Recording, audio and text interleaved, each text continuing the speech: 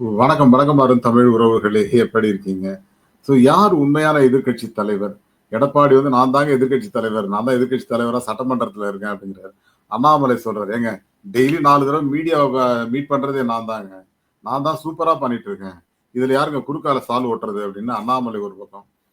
ஒரு பக்கம் நேற்றைக்கு முந்தா நாள் தன்னுடைய 2ஆம் ஆண்டு கட்சி தொடக்க விழால ரொம்ப சூப்பரா பேசினார். அதுல வந்து ஆதவ அர்ஜுனன் சொல்றாரு, நான் இவர் விஜய் அவர்கள் தானங்க உண்மையான எதிர்க்கட்சி தலைவர். அடுத்த ஓராண்டுக்கு எதிர்க்கட்சி தலைவராக அவர் தான் இருக்க போறாரு அப்படின்னு சொல்லி, அவருக்கு ஒரு சப்போர்ட்டா அப்ப யார் தான்பா எதிர்க்கட்சி தலைவர் அப்படிங்கிற மாரி போயிட்டு இருக்கு. இந்த 3 கட்சிகளுமே தனித்தனியாக போட்டியிடுவது கிட்டத்தட்ட கன்ஃபார்ம் ஆயிடுச்சு அப்படிங்கிறதையும் நம்ம பார்க்கிறோம். அண்ணாமலை அதாவது அமித்ஷா அவர்கள் நேற்று பேசும்போது 2026ல பாஜகவோட ஆட்சி அமையப் போகிறது. பாஜக கூட்டணி ஆட்சி அமையப் போகிறது.